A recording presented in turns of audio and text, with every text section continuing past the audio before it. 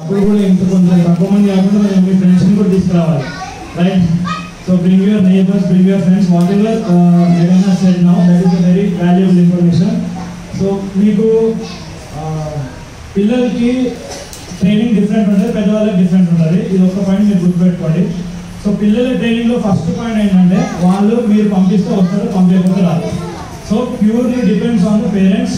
అక్కడ నుంచి మీరు ఈ గేట్ లోపల ఎంటర్ అయిన తర్వాత మా రెస్పాన్సిబిలిటీ, రైట్?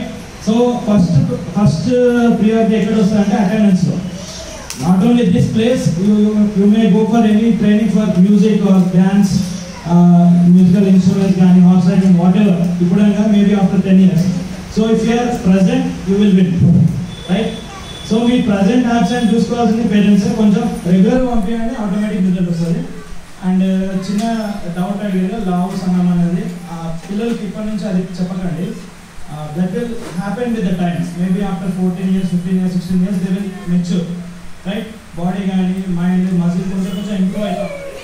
ఆ తర్వాత మనకి బాడీ అనేది ఆటోమేటిక్గా మీరు డైలీ వర్కౌట్ చేసినప్పుడు ఆటోమేటిక్గా సన్నగా అయిపోయారు. Thank you.